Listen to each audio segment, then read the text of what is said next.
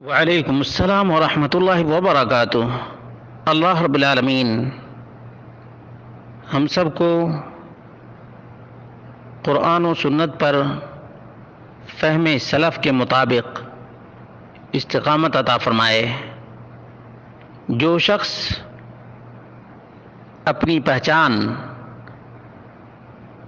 اور اپنا طریقہ ہی یہ بنا لیا ہو کہ عربوں کی برائی ہی بیان کرنی ہے، تو دراصل عربوں کا خسارہ نہیں بلکہ وہ اپنا ہی نقصان کر رہا ہے، اپنی دنیا بھی تباہ کر رہا ہے اور آخرت بھی برباد کر رہا ہے۔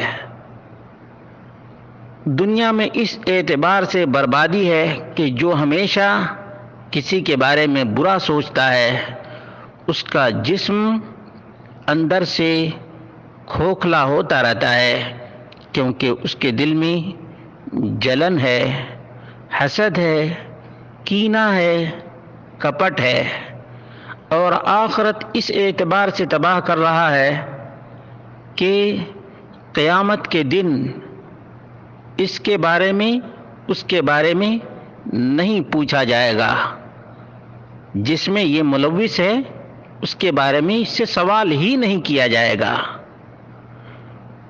تو یہ اپنی دنیا اور آخرت دونوں تباہ کر رہا ہے، دعویٰ کچھ بھی کرتا ہو، لیکن عمل سب سے بڑی دلیل ہے۔ اس لیے عربوں کی برائی کرنے سے پہلے اپنے عادات اور اخلاق اور کردار کو ٹٹولے اور دیکھے کہ وہ کیا کر رہا ہے امت مسلمہ کے لیے، اور خاص طور سے ان لوگوں کی ہم نوائی کرنا، ان لوگوں کے جھوٹے پروپیگنڈے کو شیئر کرنا جو صحابہ کے دشمن ہیں۔ یقیناً یہ بہت ہی خطرناک ہے، بلکہ زندیقیت تک نوبت پہنچ سکتی ہے، کیونکہ صحابہ کا گستاخ رب کا بھی گستاخ ہے، رسول اللہ صلی اللہ علیہ وسلم کا بھی نافرمان ہے۔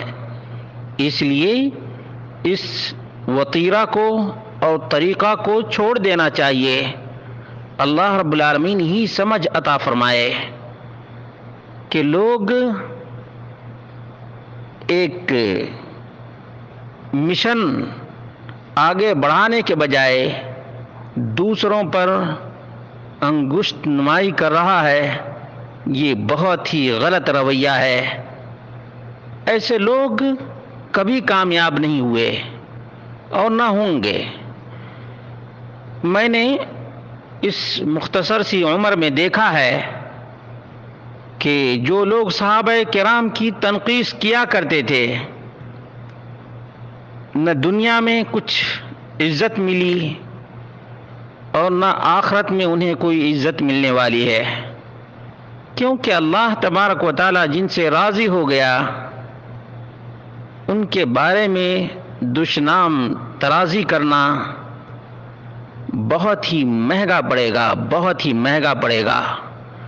اس لیے ان لوگوں کی روش چھوڑ کر قرآن و سنت کو اسی طرح سمجھنا چاہیے جس طرح سے صحابہ کرام نے سمجھا ہے۔ صحابہ کرام اپنے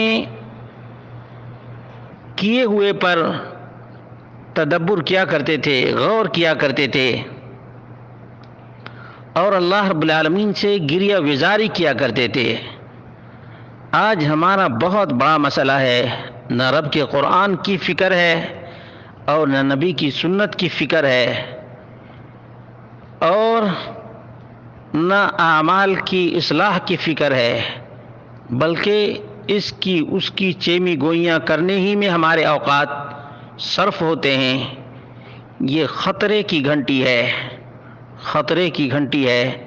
اللہ رب العالمین ہم سب کو قرآن و سنت کی نشر و اشاعت کرنے کی توفیق عطا فرمائے اور اس عقیدے کو عام کرنے کی توفیق عطا فرمائے جو رب کے قرآن اور نبی کے فرمان سے ثابت ہے۔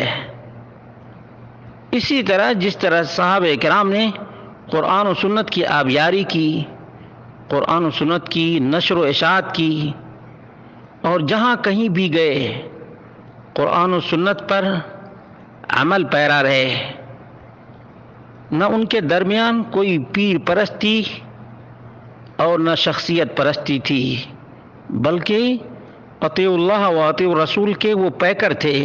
اللہ ہم سب کو قرآن و سنت پر عمل پیرا ہونے کی، قرآن و سنت کی تعلیم کو عام کرنے کی، اور قرآن و سنت کی نشر و اشاعت کی فکر رکھنے کی توفیق عطا فرمائے۔